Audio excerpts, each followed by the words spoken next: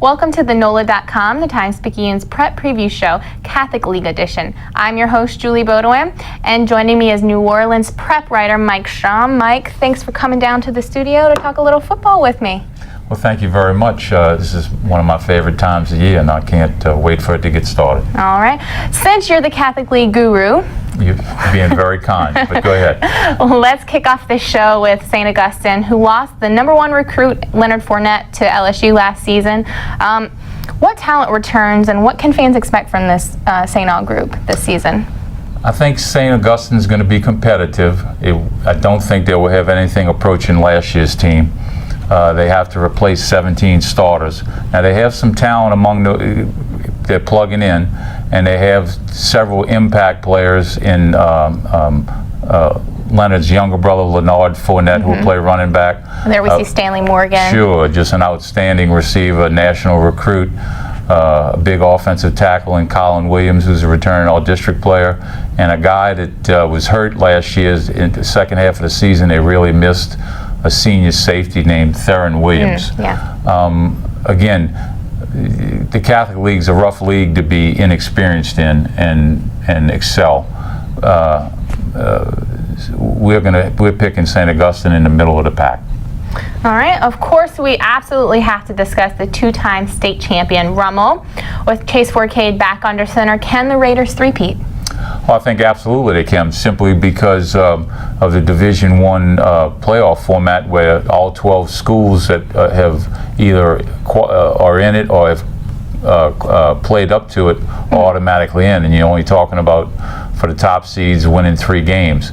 Rummel's got, I think it's a dozen or 13 starters returning, some really fine talent in their own right, junior defensive lineman Briston Guidry, junior cornerback Christian Fulton, a senior safety in Brandon Phillips, a senior linebacker in Michael Mosley, and I'm remiss, another college prospect Oklahoma commitment in a senior defensive tackle, Tyrell Jacobs. And Coach Roth and his staff do as fine a job as anybody. It will be interesting if we get the dream matchup somewhere in those Division I playoffs, Rummel and Curtis. Yeah, I think the fans would like that one for sure. Another interesting team would be Jesuit, who lost longtime coach Wade Kaiser to retirement during this summer. They brought in Mark Sanji to lead the Blue Jays. How do you see 2014 going for them with this transition, weeks before the season starts? Right. I think the Blue Jays are going to be good. They return a boatload of starters. I believe it's 17. Including their quarterback and most of their skill players. Mark Songi is a proven winner as a coach, outstanding man, and he's going to benefit by the simple fact Coach Kaiser's staff remains, and so they had and have as good a coaching staff as there is in our metro area. I'm actually very high on Jesuit. I would think they're going to push Rummel and for the district championship. All right.